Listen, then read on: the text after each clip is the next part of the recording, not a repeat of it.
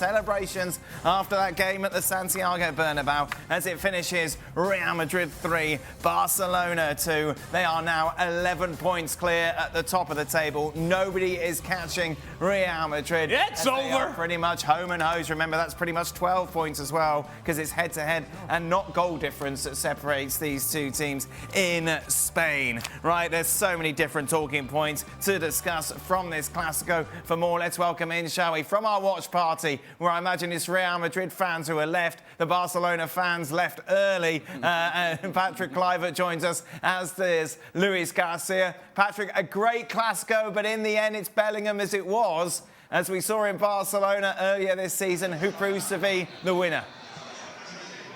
Yes, I think that the overall of the game, it was a fantastic game. You know, both teams are playing well. Both teams are pressing high.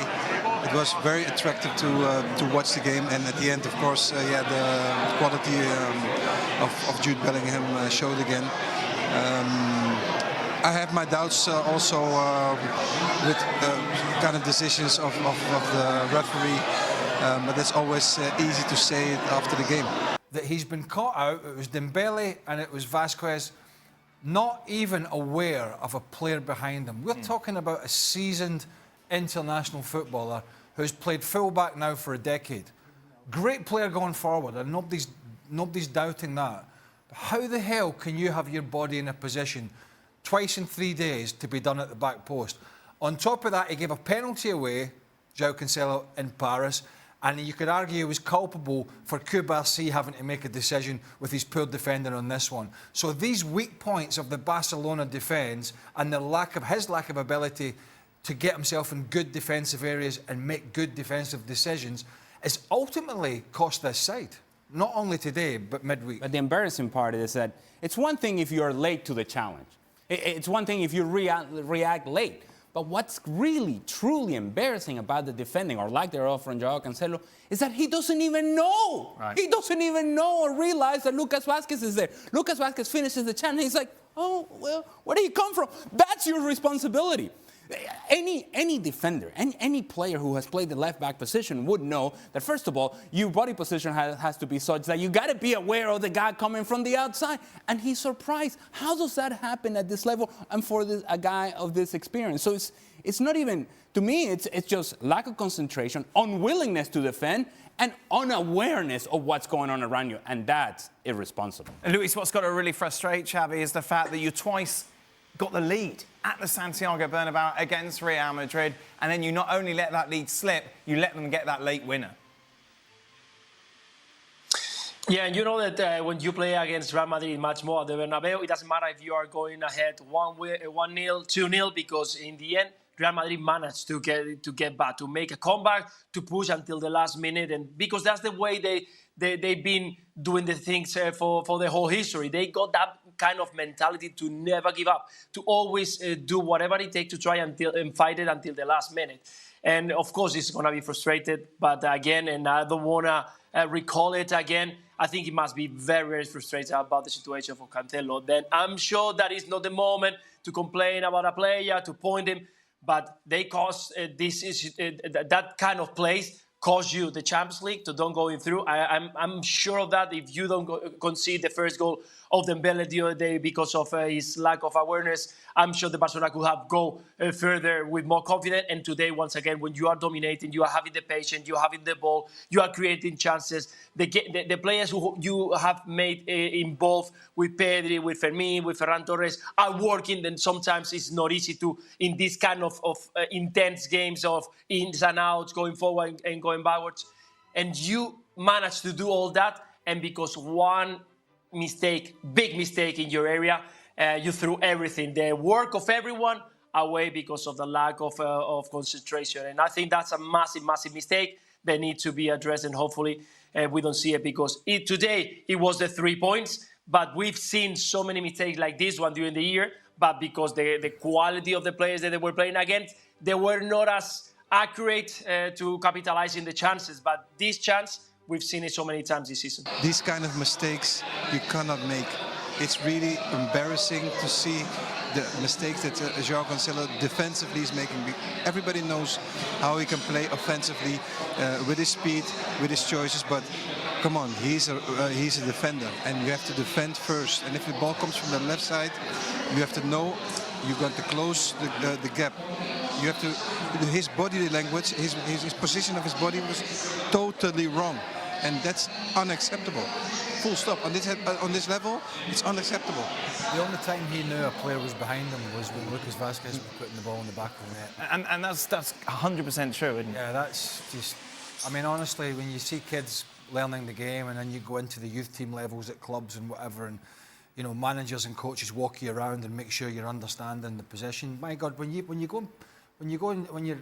taking under 16s, 17s, and 18s football, you already know that.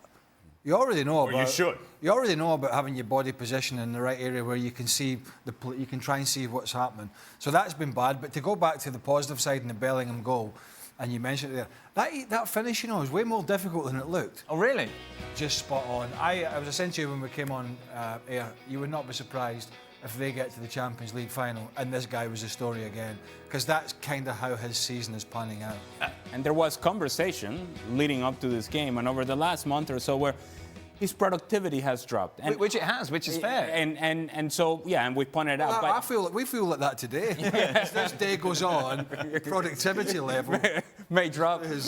Well, but I think what's key is that even though the goals were not there as they were in the earlier part of the season, the performances were still there. He's a guy that gives you a lot of work in the attacking half, but also gives you a lot of work in the defensive half. Today, in the first half, couple of sliding challenge because he's tracking players. And that, I think, is what makes him a complete player. Scoring the goal is great, and we're all going to pay attention to that, and everybody's going to celebrate. But the totality of his performance is, I think, what separates Jude Bellingham from most. He can give you the work defensively. He can give you the work offensively. He can distribute through the midfield. He can appear in the attacking box and in the defending box.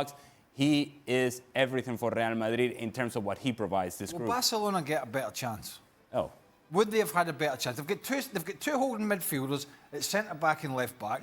They've got a 38-year-old and a 34-year-old in midfield. One of them played in midweek in the Champions League. So they've got... Well, he's the number one goalkeeper, but I think you can see an Andre Lunin, and although he's played well at times, he's not filling anybody full of confidence. So when you see how sort of patched up it was, and Sid Lowe, our colleague, touched on it before the game, this selection was down to the physical, you know, the physical state of these players after what they've been through. Not because this is exactly the team that Ancelotti wanted to put out, but it's one that he felt he needed to put out, and yet it's still got this side over the line. Yeah, they're just such a machine, aren't they?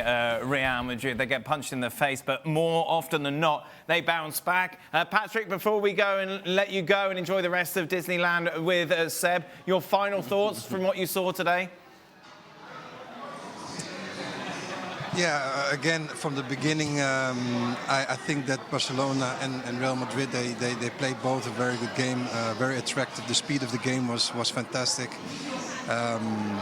But at the end, you know, it's a pity. I'd rather have seen it 5 points than the competition was still alive. But now it's done. You know, Real Madrid is going full on to the championship, and we need to accept this. And for me as a Barcelonista, it's very difficult to digest. Thank you very much, Patrick. Thank you for restraining yourself from punching any of those Real Madrid fans behind you who seem to have thoroughly enjoyed the victory. I was quiet. I think that we've seen what Real Madrid is capable of. I know that Real Madrid is always getting back. They never give up, and it's been proven the whole season. They've been magnificent. Today, I think they played a fantastic game. It was a very good performance, toe-to-toe against a Barcelona that needed everything. They needed to get that result, and they managed so well the tempo of the game. So fair play to say that they deserve the win in the end. And, well, it's a pity for the Barcelona fans because there is no more competitions about it, and it's the moment to start thinking about the next season. It's that campaign. We're not quite done with this. Hey, somebody's got to cover LALIGA in the week. Oh, There you go. Right, shout out to Antonio Rudiger, by the way. 120 minutes in the midweek. Plays today again. No excuses, no issues, just doing his job. The same with Fede Valverde. Two guys that you love to have in your team. If you are playing against Antonio Rudiger, you hate it. but you love having them in your team. Right, we'll let you go, Patrick. Thank you, Luis, as well. Much appreciated. Sebi, what a weekend you have had. What's been brilliant, hasn't it, for this sort of match? You see the ebb and flow and the emotion of the fans at this party. Absolutely. Here at Disneyland Resort, there was no doubt about it, a majority Real Madrid fans. And you could hear it here at Splitsville when the first goal dropped. You could hear kind of the consternation of the Real Madrid fans. The Barcelona fans, there was a few of them, but they made some noise. And then as the game kind of wore on, yeah, you got the sense of how many people were here to root for Real Madrid. Some of them are from the actual Peña, and I brought them on along here because I think they got some questions that they want to send into the studio. I got my guy Henry here and my guy Thor. They tell me Thor's the man of few words, so we're going to go with Henry. Henry, how you feeling about the game? And you got a question for the boys back in studio. I know you're a big fan of ESPN FC. Stevie, your favorite, is in there right now. Stevie Nichols is my all-time favorite, obviously, but because of the shepherd's pie. And he's always criticizing everybody because of the nutrients that come into the shepherd's pie. That's okay. Yeah. No corn. We know no corn in shepherd's pie. Yeah. You have to have corn in the shepherd's pie. I understand you. Stevie is anal about that, but it's okay. So let me throw this to my friend, Thor, my bodyguard. Yeah. Your bodyguard, Thor. What did you think of the game today? You got a question for the boys in the studio? I know you're a big Jude Bellingham fan. A really hard question because, you know, those games is like a tough game. It's harder games in the world. It's the Clasico, like you say, but I don't know what I say. You never expect something in this game, and whatever happened in this game is going to be win for everybody, you know. There you go. Right now, this time is win. The Real Madrid won. We're happy about that. I can tell you guys have been celebrating a little bit. All right, let me bring my boy Henry in here just one more time. One more time, my guy Henry. Who's your favorite character on the show, other than Stevie? Well, you know, Craig with his Chelsea ways. Dios mío, ¿qué pasó? Yeah, and Dan with his Real Madrid ways and a whole crew. Dan with his Real Madrid TV ways. He has to be one of my favorites. But it's okay, because he's the ultimate antagonist. He is the antagonist. Now, let's settle one thing here, okay? Because Henry was at the Rose Bowl for one of the games this summer where Dan was there. So he's seen Dan in person, and he's standing eye to eye with me right now. Just settle it for us. Who is